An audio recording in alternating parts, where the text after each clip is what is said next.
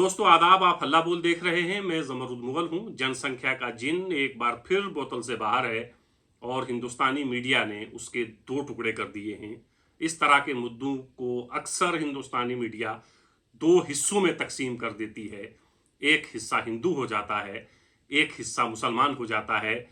इस मुद्दे को भी हिंदुस्तानी मीडिया ने दो टुकड़ों में बांट दिया। एक टुकड़ा हिंदू हो गया और एक मुसलमान, और फिर शुरू हो गया हिंदुस्तानी मीडिया का खेल जो वो अक्सर खेलती है। कहानी शुरू हो गई हिंदू बनाम मुसलमान के कौन सा समुदाय ऐसा है जिसकी जनसंख्या दिन ब दिन बढ़ती जा रही है, और खतरा ये बताया जाने लगा कि मुसलमानों की जनसंख्या जिस तरह बढ़ रही है, अगर ऐसे ही बढ़ती रही तो अगले 50 साल में मुसलमानों की आबादी हिंदुस्तान में हिंदुओं से ज्यादा हो जाएगी। किसी भी मुद्दे की तरह इस मुद्दे पर भी हिंदुस्तानी मीडिया ने आंकड़ों को ना तो समझने की कोशिश की और ना ही इस तरह के मुद्दों पर हिंदुस्तानी मीडिया आंकड़ों पर यकीन रखती है। उसे तो सिर्फ हिंदू और मुसलमान करना आता है जो वो करती है। किसी भी चैनल को बिल्कुल भी इसकी परवाह नहीं रहती कि आंकड़े क्या कहते हैं। आपको आंकड़ों के आधार पर डिस्कशन करनी है और एक नतीजा निकालना है। मसला हमारी मीडिया का ये है कि जिस मौजू पर वो बात कर रही होती है, अक्सर एंकर भी ये नहीं जानता है कि मुझे क्या बातें करनी है, और पैनलिस्ट का हाल तो एंकर से भी बुरा है। मुसीबत ये हो गई है कि कोई भी मुद्दा हो, कोई भी मौजू हो, उस पर भारतीय जनता पार्टी की जानिब से एक प्रवक्ता आएगा, कांग्रेस की जानिब से एक प्रवक्ता आएगा, और अब तो बाबाओं और मौलवियों की भी एंट्री डिबेट रूम में आप अक्सर देखते हैं। डिबेट कम होती है, लड़ाई ज्यादा होती है। ना तो एंकर को कुछ पता होता है, ना पैनलिस्ट को। दोनों एक तरह से मुद्दों पर, मौजू पर बराबर इल्म रखते हैं और उसी कम इल्मी की आधार पर वो बातें करते हैं। आंकड़ों का ना तो एंकर को पता है और ना ही पैनल में हिस्सा लेने वाले बाकी लोगों पर। हैरत तो इस बात की होती है कि ये तमाम लोग 7 से 8 से 10 लोग ऐसे हैं जो पूरा हिंदुस्तानी मीडिया, हिंदुस्तानी चैनल चला रहे हैं। एक ही मौलाना, एक ही बाबा, एक ही प्रवक्ता एक वक्त में साइंटिस्ट भी हो जाता है, एक ही वक्त में वो लिटरेचर का कोई बड़ा आदमी हो जाता है, एक ही वक्त में वो सियासतदान भी हो जाता है। गोया जितने भी मुद्दे हमारे मसाइल हैं उनका हल मीडिया ने इन 10 लोगों में ढूंढ रखा है, और वो 10 लोग खुद इससे वाकिफ नहीं होते हैं कि असल में मसला है क्या। जनसंख्या के इस मुद्दे पर जरा आंकड़े क्या कहते हैं उसको भी समझने की जरूरत है। पहले आप आंकड़े समझिए और फिर ये भी समझिए कि क्या वाकई में जनसंख्या कोई परेशानी का सबब है भी या नहीं है। इस पर अलग अलग थ्योरीज हैं, क्योंकि एक आदमी आता है तो वो किसी न किसी को रिप्लेस जरूर करता है। क्या जनसंख्या वाकई हमारे देश के लिए परेशानी है, इस पर भी मंथन करने की जरूरत है, सोचने की जरूरत है। लेकिन फिलहाल जो आंकड़े हैं वो आपके सामने पेश करते हैं, उसको जरा समझिएगा। पिछले 4 साल के आंकड़े आपसे क्या कहते हैं? क्या मुसलमानों की आबादी इतनी बढ़ गई है कि अगले 50 साल में हिंदुस्तान की में मुसलमानों की आबादी हिंदू से ज्यादा हो जाएगी? 2018-19 में जो ग्रोथ रेट है वो है 1.02%। फिर 2019-20 में जब हम आते हैं तो ये घटकर 0.99% रह जाता है।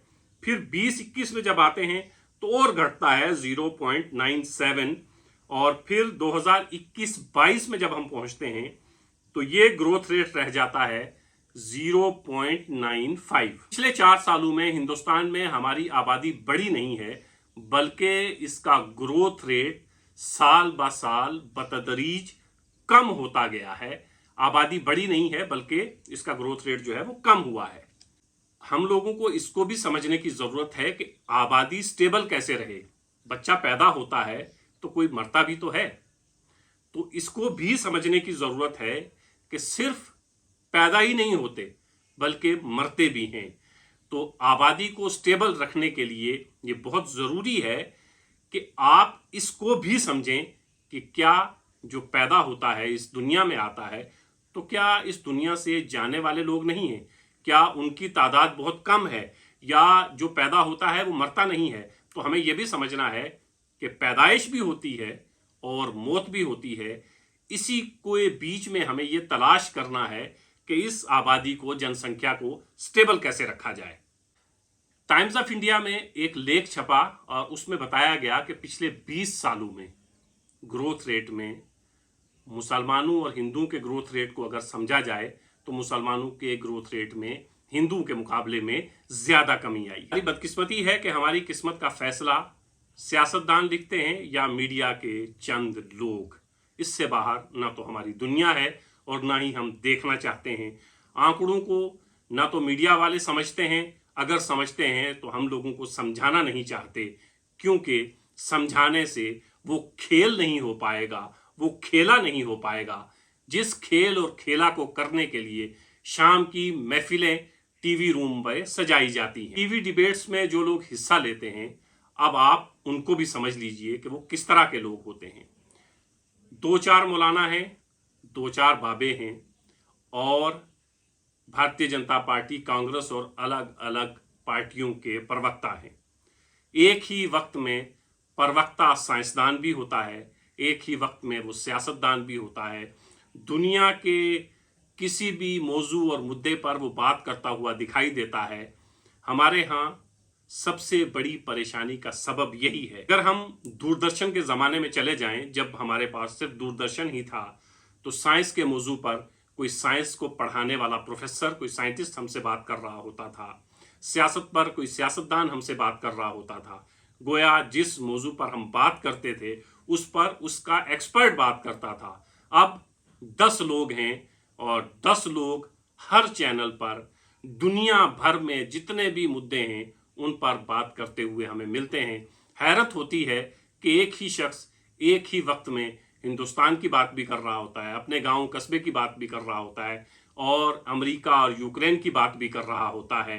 हालांकि उसकी बात से बआसानी आप ये अंदाज़ा लगा सकते हैं कि इसको ना तो अपने इर्द गिर्द का पता है और ना ही यूक्रेन और अमेरिका का। ये सब होता क्यों है, या आप तमाम लोग वाकिफ़ हैं कि मीडिया की डफली किसी और के हाथ में होती है।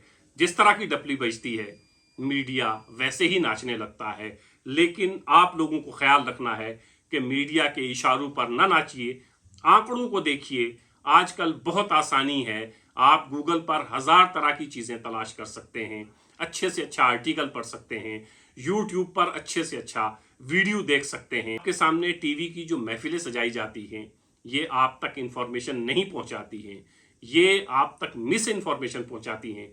आपको सतर्क रहना है, सोचना है, समझना है।